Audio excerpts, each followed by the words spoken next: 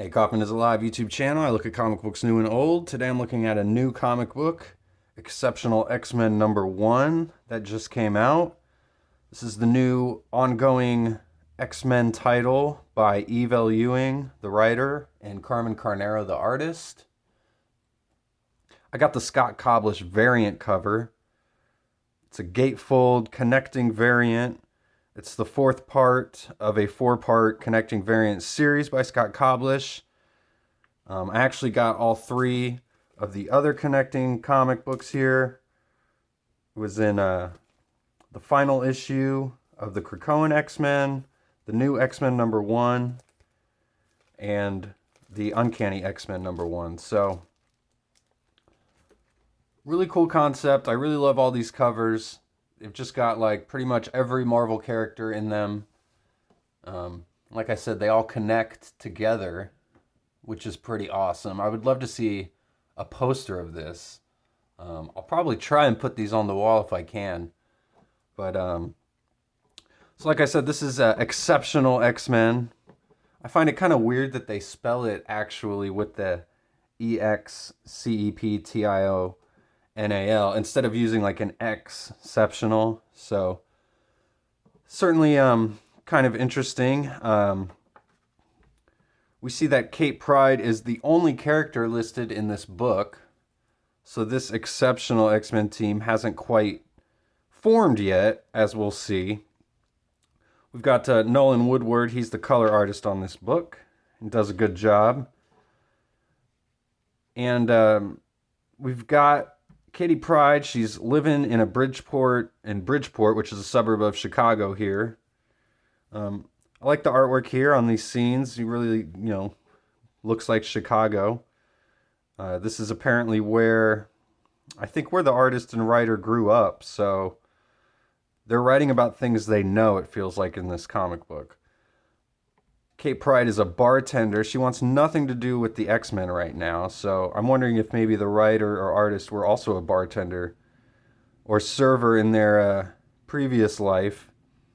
I've been a server before. This is giving me flashbacks. I don't know why Kitty Pryde would want to go into the service industry after being an X-Man. Seems like a much worse place to be.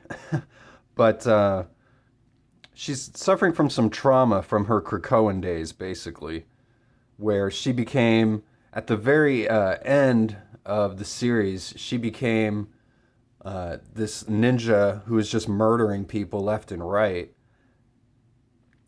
because she was so overcome with vengeance with what Orcus was doing to all the mutants on Krakoa.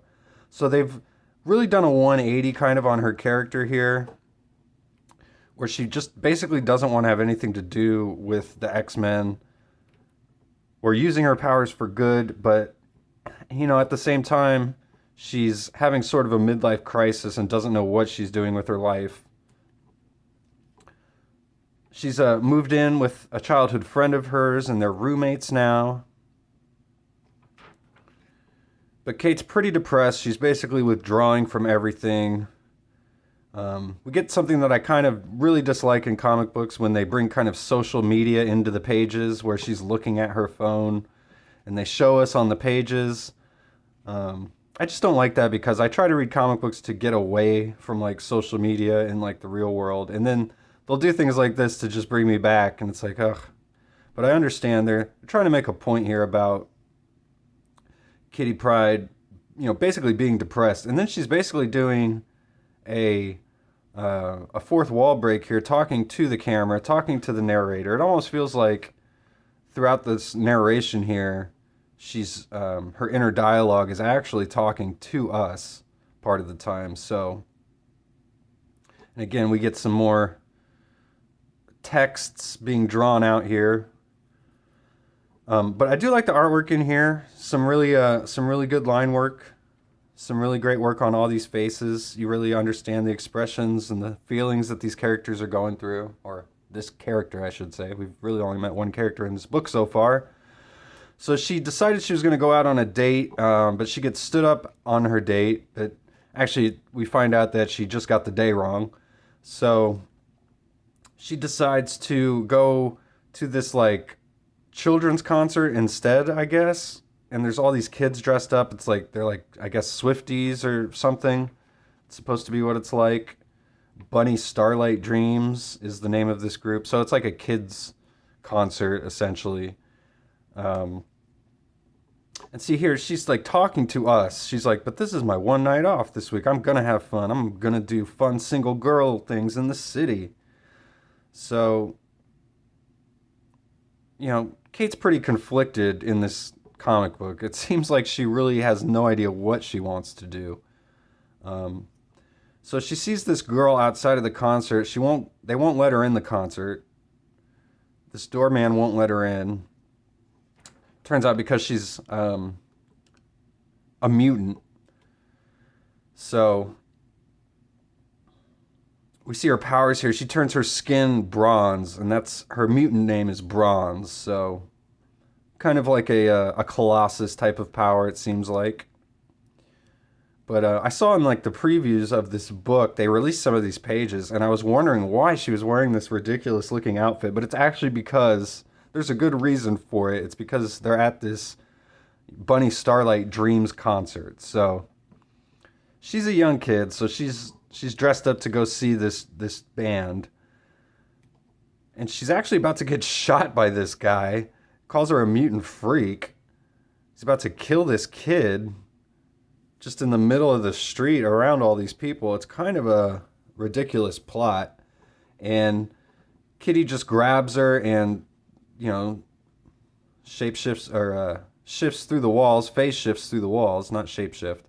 But then she's like taking her through this concert here.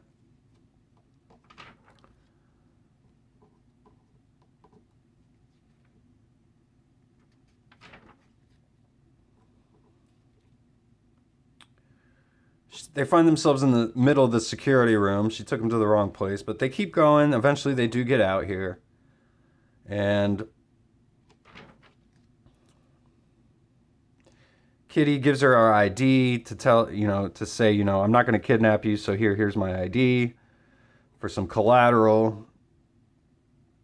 We see some teenage angst here. She can't understand why she's a mutant, really what's going on here. But she says if being a mutant means doing, heroic things like what Kate did, then she's happy to be a mutant. And she hopes that Cat will be her friend. So she reads her name on the license, and she says, I'm Trista Marshall. I owe you one, Catherine Pryde. And then she goes, it's Kitty Pryde. So after, in the Krakoan era, they basically renamed Kitty Pryde Kate. She started going by Kate. She didn't want anyone to call her Kitty anymore because she was like growing up. So I guess the character progression is being that maybe she grew up a little bit too much. She got a little too intense.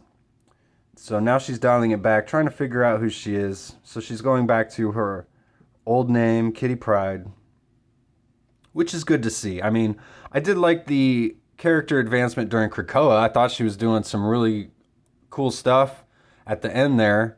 They had taken her very far from where she originally was. So I understand reeling it back and trying to bring her back to where she used to be as a character. In one sense, I like it. In another sense, I don't like it because I do like when characters progress and turn into new things. And, I feel like if we're still doing the same old stuff that we did back in like the 80s with the X-Men, I don't understand the point in really doing that. So, but we're taking Kitty Pryde back to how she used to be, although she is much older now still. So, and she gets a gift from Trista at the end, thanking her, which touches her as well, and could possibly bring her back to fighting for mutants again instead of wasting her talents as a bartender. And then we get a little cheeky thing from the writer here. It says "The End" in big bold letters, which actually I thought at first I was like, that's kind of refreshing. We just get like one contained story in this book, not some great big overarching, 5-issue plot that we have to deal with. But no, LOL, JK. More social media speak here.